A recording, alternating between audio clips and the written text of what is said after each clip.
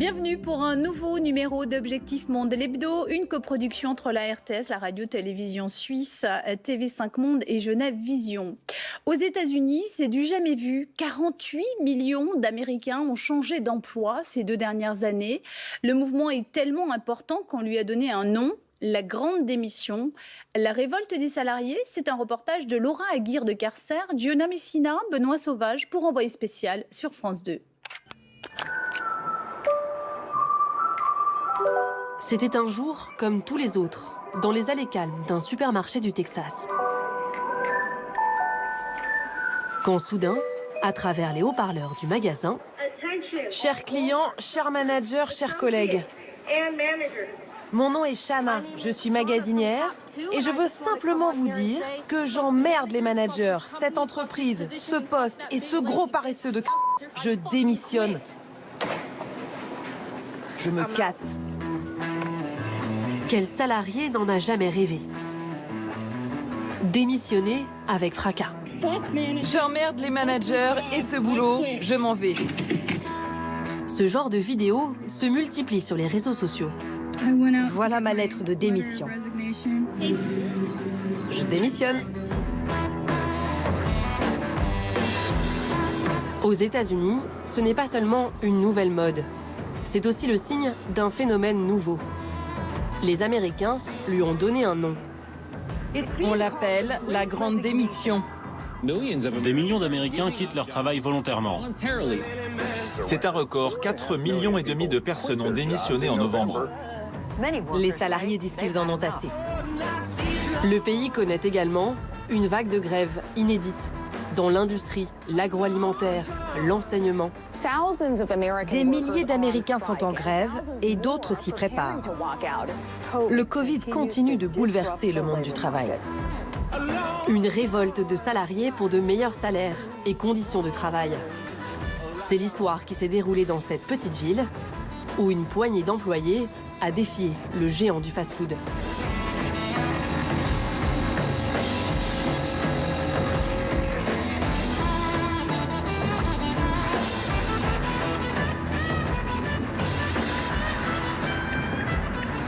On est en Pennsylvanie, dans la petite ville de Bradford, 8000 habitants environ. Et on a rendez-vous avec des salariés de McDonald's, enfin plus précisément d'anciens salariés de McDonald's, parce qu'ils ont tous démissionné il y a quelques semaines, brutalement.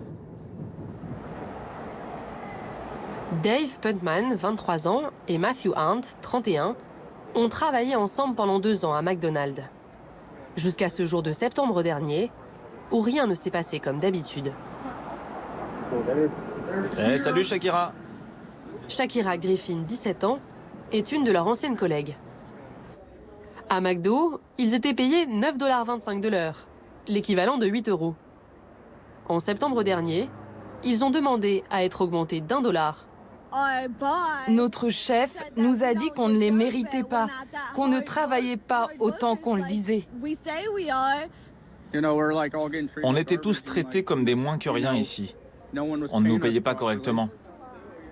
Pas même 1 $ d'augmentation. Pour eux, c'est l'humiliation de trop. Alors sur un coup de tête, ils envoient une lettre de démission collective à leur directeur. Ils sont plus d'une dizaine à la signer.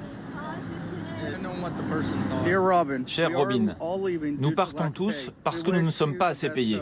On vous souhaite bien du courage pour trouver des salariés qui acceptent de travailler pour 9,25 $ de l'heure. D'autres employeurs sont prêts à nous payer plus. Ils comprennent que nous avons des factures à payer. Ils nous proposent plus de responsabilités, de salaires et d'avantages.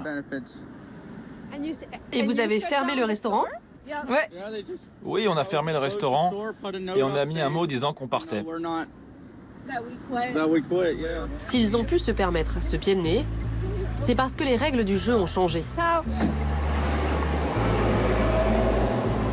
Les États-Unis sont en pénurie de main-d'œuvre. Le rapport de force s'est inversé en faveur des salariés. Partout en ville, ça recrute. C'est juste là, de l'autre côté, que je travaille. Dave a très vite trouvé un nouveau travail. Cela fait combien de temps que vous travaillez là?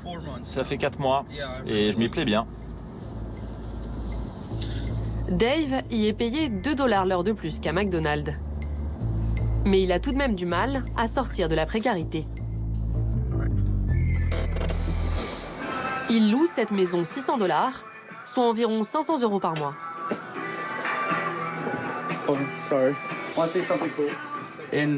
En Pennsylvanie, il fait très froid. Donc le plastique empêche l'air de rentrer dans la maison. Dave élève seul son fils de 2 ans.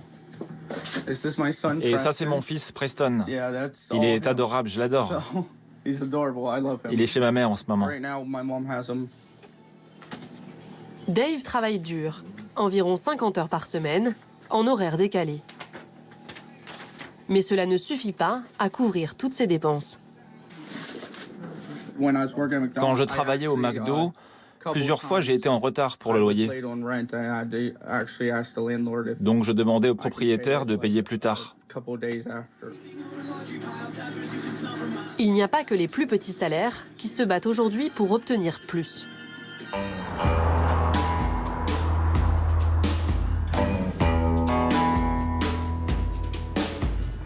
Le Nebraska, un État en plein centre des États-Unis. Des champs de maïs, une grande usine de céréales Kellogg's, au parking presque vide.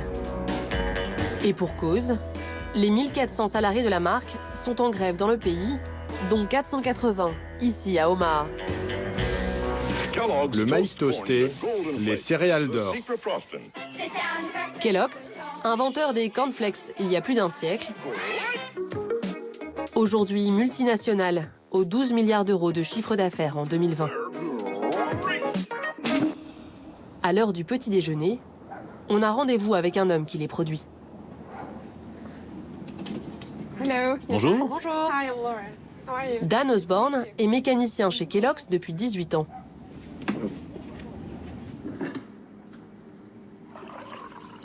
Dan est en grève pour la toute première fois de sa vie.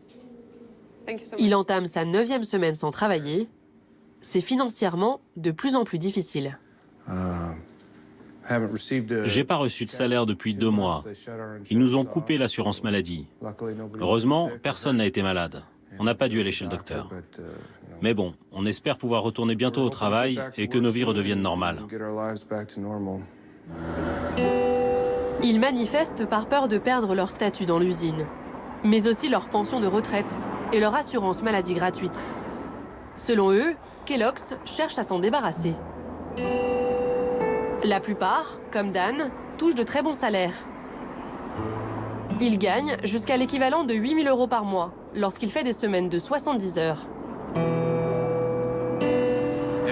Save the middle. Sauver la classe moyenne? What does it mean? Qu'est-ce que ça veut dire?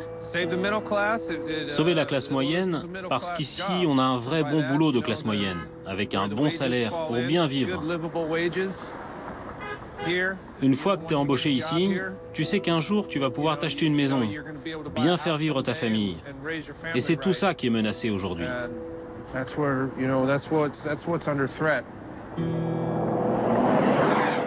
Car depuis 2015, Kellogg's a mis en place un salariat à 2 vitesses. Les nouveaux embauchés n'ont pas le même traitement que les anciens. Ils sont appelés des employés transitoires.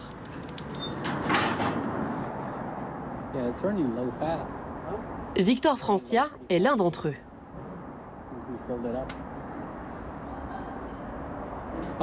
Eh bien, on fait exactement le même travail, mais on est payé différemment.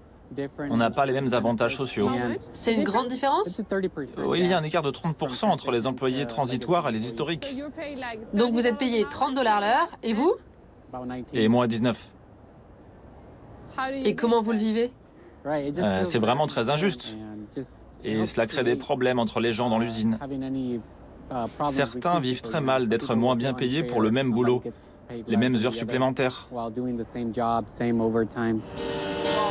Le contexte politique joue en leur faveur. Joe Biden est un président pro-syndicat. Son secrétaire au travail s'est même rendu sur l'un des piquets de grève des salariés de Kellogg's.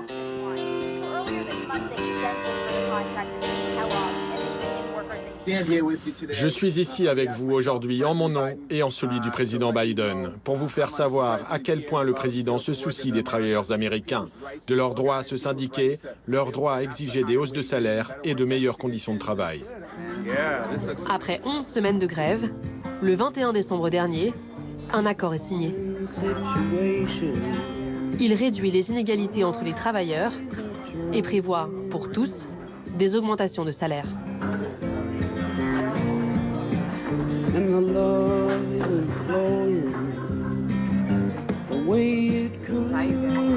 La victoire des salariés de Kellogg's doit beaucoup à la puissance de leurs syndicats.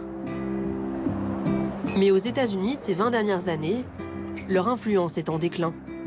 Le taux de syndicalisation dans le pays n'a jamais été aussi bas. C'est peut-être en train de changer.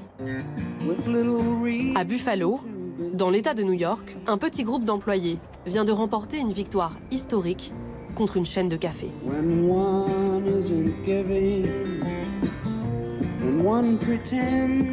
Le tout premier syndicat de l'enseigne vient d'y être créé par une vingtaine de salariés. Pour cela, un vote a été organisé et le oui l'a emporté.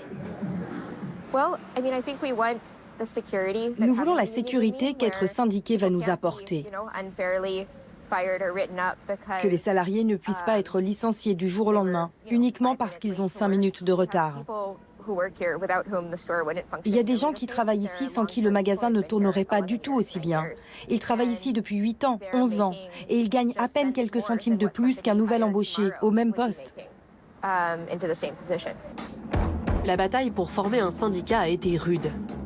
D'après les salariés, Starbucks a employé les grands moyens pour les en dissuader.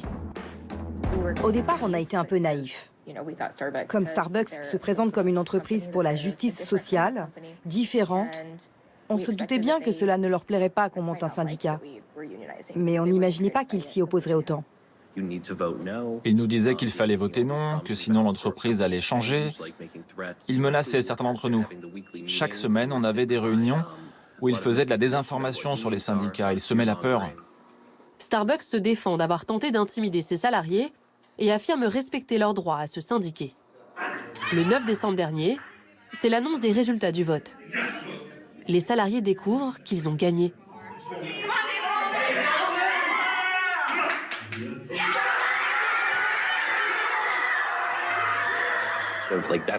C'est là que je me suis dit, on est en train d'entrer dans l'histoire. C'est l'un des tout premiers syndicats dans une chaîne de fast-food aux États-Unis. Et c'est l'une des premières victoires contre une si grande entreprise comme Starbucks. On n'a pas vu ça depuis longtemps. C'est probablement exactement ce que Starbucks redoutait.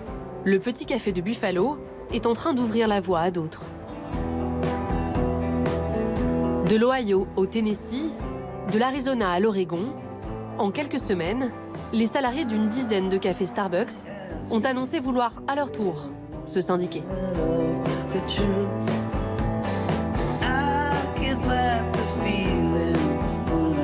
Retour sur le plateau d'Objectif Monde l'Hebdo avec nous Philippe Motta, fondateur de The Geneva Observer. Merci d'être avec nous. Vous êtes spécialiste des États-Unis et auteur d'un ouvrage #Trump de la démagogie en Amérique.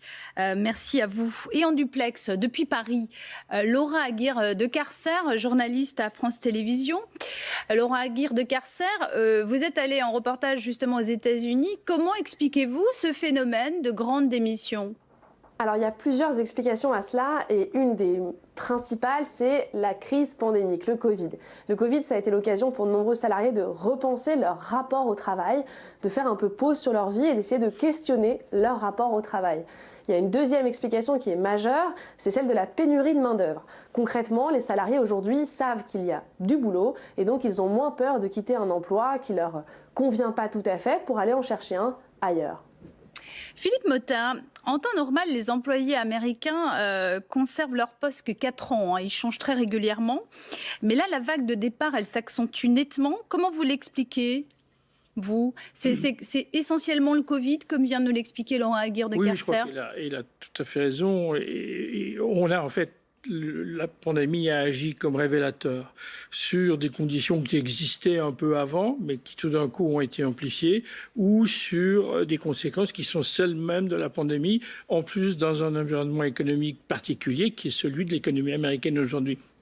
Donc je crois que clairement on a là quelque chose de multifactoriel. Ce qui est très intéressant dans le reportage, dans l'excellent reportage de Laura, c'est qu'on voit bien par exemple des jeunes sans emploi qui profitent, disons, d'avantages sectoriels dans les milieux de l'hospitalité, où effectivement, tout d'un coup, on peut se permettre d'aller chercher un job ailleurs. Ce qui est aussi intéressant, c'est de voir la manière dont ils questionnent l'autorité. Il y a des choses qu'on acceptait avant et qu'on n'accepte plus. Et puis l'autre fil narratif qui est intéressant dans ce reportage, qui est vraiment très intéressant parce qu'il ouvre des portes sociologiques et il montre bien qu'on est dans une grande transformation, plus qu'une grande démission, on est dans une grande redéfinition. C'est un homme qui est ingénieur chez Kellogg's, qui a 18 ans de travail, c'est pas un casseur de baraque, c'est pas et qui tout d'un coup prend sur lui et convoque des ressources qu'il n'avait pas avant pour dire ok, ça fonctionne plus. Et qu'est-ce qui fonctionne plus? C'est en partie aussi ce modèle américain du travail qui est un peu à bout de souffle, et donc on voit bien une grosse redéfinition assez complète du monde du travail et, comme l'expliquait Laura, de cette repositionnement, de cette reconfiguration de moi et mon travail. Qu'est-ce que ça veut dire? Laura Aguirre de Carcer, quels sont les secteurs les plus concernés? Ce sont les postes qui demandent finalement peu de qualifications. Est-ce que ces postes-là sont plus touchés que les autres? Oui, alors en tête des démissionnaires, entre guillemets, il y a le secteur de l'hôtellerie et de la restauration, il y a le commerce et ensuite les services à la personne ou ce qui touche à la santé. Donc on le voit, pour le commerce et la restauration. Alors c'est très intéressant de regarder ça dans le détail parce qu'en fait, il ne faut pas oublier qu'au moment du début de la pandémie, il y a énormément de barman, serveurs, des gens qui travaillent dans l'hôtellerie, dans la restauration qui ont été licenciés du jour au lendemain. Donc c'est aussi un petit peu un retour de bâton de ce qui s'est passé durant la pandémie, c'est-à-dire que c'est un moment où certaines personnes qu'on a qualifiées de travailleurs essentiels, quand ils ont repris le travail pendant la pandémie, se questionnent sur leur rapport au travail et sur la valeur de leur travail dans une société, leur positionnement dans la société. Parce que le fait qu'ils aient continué à travailler, qu'ils étaient effectivement essentiels dans certains domaines, les pousse à vouloir plus de reconnaissance, entre guillemets, et aussi plus de reconnaissance, de revalorisation salariale. Philippe Motta, ce phénomène de grande démission, il touche aussi le continent européen? On va le voir. C'est le sentiment qu'on a, en tout cas, quand je disais qu'on est là face à des tendances très lourdes de la société. Ça veut dire qu'il y a des éléments qui sont moins liés, effectivement, aux conditions propres de l'économie américaine, telles qu'encore une fois vient de le décrire Laura. Par exemple, il y a aussi, si on reste juste sur les États-Unis une seconde, c'est vrai que le plan de relance, l'arrosage de chèques déjà qui ont commencé sous l'administration Trump et qui ont été poursuivis par l'administration Biden a fait que l'incitatif à travailler par rapport à ne pas travailler s'est un peu modifié. Et donc ça pousse les gens à réfléchir de nouveau sur leur travail. Pourquoi, en revanche, on a le sentiment que c'est global? C'est parce que je crois qu'il ne faut pas sous-estimer l'effet massif de la technologie. C'est-à-dire qu'on sait maintenant qu'on peut tout faire grâce à la technologie. On testait ça de manière avant la pandémie. Oui, bien sûr, on optimisait, etc. On s'est aperçu depuis la pandémie qu'on peut faire plein de choses. On peut faire un sommet du G20 ou du G7 virtuel, et puis on peut faire plein de choses chez soi. Et donc, vous touchez à deux choses quand vous introduisez la technologie de manière si profonde dans votre existence. Vous touchez à l'espace, c'est-à-dire où, et vous touchez au quand. Et vous avez tout d'un coup la prise de conscience assez globale qu'en fait, je peux faire plein de choses de plein d'endroits possibles. Et si vous ajoutez à ça, c'est aussi quelque chose d'important, une redéfinition assez globale face à des défis comme le changement climatique, une décarbonation de l'industrie, etc. Vous vous dites, je veux un travail dans lequel il y a un propos, donc vous êtes dans le pourquoi, vous êtes dans le comment, vous êtes dans le quand et vous êtes dans le où. Et tout ça fait et explique en réalité ce qu'on voit qui est naissant. Je crois qu'on n'est pas du tout au bout de cette réflexion, mais très très très clairement, c'est pour ça que je pense qu'effectivement ça va venir en Europe, indépendamment encore une fois des structures particulières des économies européennes qui sont très différentes en France, en Allemagne, au Portugal et en Suisse qui n'est pas européenne d'ailleurs, il faut le souligner, on a véritablement des redéfinitions multiples. Laura Aguirre-de-Carcer, comment est-ce que vous expliquez la pénurie de main-d'œuvre que vous évoquez dans votre reportage ? Alors là aussi, il y a énormément de différentes explications. Mais en tout cas, ce qui est sûr, c'est que pendant le Covid, il y a énormément de personnes qui ont pris leur retraite anticipée.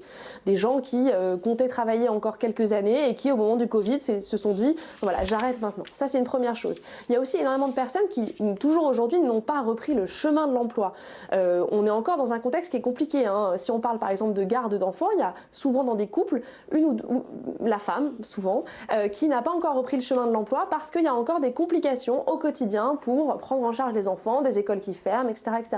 Donc il y a pas mal de personnes qui se sont éloignées du marché du travail. Ça peut en partie expliquer la pénurie de main-d'œuvre qui est vraiment colossale en ce moment aux États-Unis. Laura, il y a des mouvements dans plusieurs entreprises. Il y a donc cette vague de démissions. Est-ce qu'en fait on peut parler d'une sorte de grève générale qui ne dit pas son nom ? C'est une question très intéressante et un ancien ministre démocrate du Travail a effectivement posé cette question. Alors ce qui est intéressant dans cette interrogation-là, est-ce qu'il y a une grève générale qui ne dit pas son nom, c'est que ça fait le lien entre deux phénomènes, c'est-à-dire les grandes démissions aux États-Unis, donc qu'on évoque dans le reportage et qu'on évoque là maintenant sur le plateau, c'est-à-dire des gens qui quittent leur travail, et aussi les mouvements massifs de grève. Les États-Unis n'avaient pas connu autant de grèves depuis énormément d'années, et donc ces deux choses-là, ces deux phénomènes qui ne sont pas exactement les mêmes, en même temps portent les mêmes revendications. Encore une fois, le questionnement de son rapport au travail, le questionnement aussi du partage des richesses, et la question des inégalités est très présente dans les discours à la fois des gens qui démissionnent et des gens qui mènent des combats de grève, comme on l'a vu chez Kellogg's, mais aussi chez John Deere, les fabricants de tracteurs, ou dans de multiples entreprises comme ça, assez symboliques, historiques, américaines. Philippe Motta, alors il y a ce phénomène de grande démission, il y a aussi une inflation très importante. A priori, il y a une hausse des salaires. Est-ce que c'est un danger pour l'économie américaine ?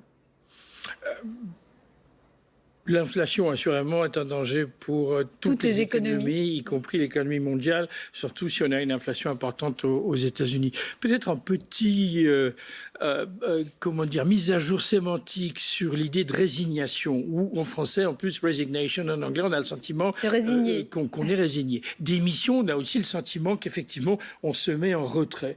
Moi, j'ai plutôt l'impression, et c'est ce que disent les sociologues aujourd'hui, il y a une industrie aujourd'hui de l'analyse de ce phénomène, c'est absolument passionnant, c'est qu'on a une réinvention. C'est en fait, on prend un pas en arrière. Alors clairement, les États-Unis, par exemple, sont en train de découvrir, et c'est bien le propos de l'administration Biden et de l'aile progressiste du Parti démocrate, c'est en fait, on va vers ce qu'on appelait la social-démocratie en Europe, que les États-Unis ont toujours soigneusement évité. Mais une chose quand même à dire sur l'économie américaine, vous êtes en économie de plein emploi aujourd'hui. Depuis l'arrivée, on est à 3,9-4% de chômage, ce qui pour l'économie américaine, c'est du plein emploi. On n'a jamais vu ça depuis très longtemps. Il y a eu 6 millions de jobs qui ont été créés depuis l'arrivée de Biden à la Maison-Blanche. C'est plus, si on veut faire de la politique partisane, qui effectivement est une des composantes politiques du discours, c'est plus que toute l'administration et que les deux administrations Bush, père et fils combinés. Donc la création de jobs est absolument massive. Donc moi j'ai le sentiment qu'il y a un élan avec effectivement des interrogations, mais que je reviens à cet élément-là qui nous touche aussi nous en Europe. Il y a, oui, fondamentalement un changement de logiciel. Et le logiciel est évidemment un peu différent qu'on soit aux États-Unis ou qu'on soit en Europe. Laura Aguirre-de-Carcer, il y a l'exemple de Starbucks, dont l'une des succursales a réussi à obtenir la création d'un syndicat. À l'inverse, il y a le contre-exemple d'Amazon, où le scrutin organisé en avril 2021 s'était soldé par un échec. Est-ce qu'on va vraiment vers plus de syndicats aux États-Unis ? Alors c'est effectivement la question. Le taux de syndicalisation aux États-Unis n'a jamais été aussi bas. C'est important de le rappeler, c'est un important préambule. Néanmoins, la victoire de ces salariés à Starbucks, elle est hautement symbolique. D'ailleurs, une vingtaine de magasins Starbucks aujourd'hui cherchent à se syndiquer. Et c'est ça qui est intéressant parce que le risque, en tout cas, ou alors la chose positive, c'est selon où on se place, c'est que ça fasse un effet boule de neige. Amazon va revoter en Alabama. Là, le vote est en cours, les résultats sont attendus fin mars. Il y a une grande mobilisation aussi autour d'un entrepôt à Staten Island, près de New York, pour des salariés Amazon qui eux aussi cherchent à se syndiquer. Et ce scrutin va être vraiment regardé de très près parce qu'il est hautement symbolique. Donc sur le terrain du symbolique, en tout cas, les syndicats gagnent du terrain. Dans les chiffres, il faut attendre un petit peu encore pour voir comment ça va se dérouler. Très brièvement, Philippe Motta, dans ce reportage, on voit qu'il y a des salariés qui sont en train de créer des syndicats, qui demandent de meilleures conditions de travail, de meilleurs salaires. Ça veut dire que les États-Unis sont en train de devenir communistes ou socialistes? Alors ça, c'est ce que, effectivement, les républicains... Qui serait pour eux le pire fléau? Pour qui l'intervention de l'État est communiste. N'allons pas trop vite en besogne. Non, je crois que le communisme aux États-Unis, je le vois nettement pas venir. Plus sérieusement, si vous entendez aujourd'hui les gens au Bureau international du travail, à l'Organisation internationale du travail, à l'OIT à Genève, sur le monde du travail, en fait, la grande leçon, c'est de dire... On a vu que la pandémie, si elle n'est pas que la pandémie a montré que s'il n'y a pas des protections sociales, s'il n'y a pas un filet en fait de protection sociale, on va creuser des inégalités, on va avoir des tensions insupportables dans la société. Le syndicat est une manière, et c'est la manière la plus classique et la plus traditionnelle d'avoir et d'acquérir cette protection sociale. Et c'est ce que les États-Unis sont en train de saisir et de comprendre, je dirais, en direct et dans leur vie quotidienne. Chez chacune et chacun, ce qui n'empêche pas que la polarisation du débat politique est telle aujourd'hui que vous avez effectivement des gens qui disent c'est du communisme et d'autres qui vous disent non, c'est juste de la raison et c'est juste la manière d'avancer dans des sociétés plus justes et plus égalitaires. Merci beaucoup Philippe Motta. Merci à vous Laura Aguirre-de-Carcer d'avoir été avec nous sur le plateau d'Objectif Monde, l'hebdo. Voilà, vous pourrez retrouver cette émission sur le site internet de la RTS et de TV5 Monde, sur les réseaux sociaux, ainsi sur la plateforme TV5 Monde+. On se retrouve la semaine prochaine pour un nouveau numéro d'Objectif Monde, l'hebdo.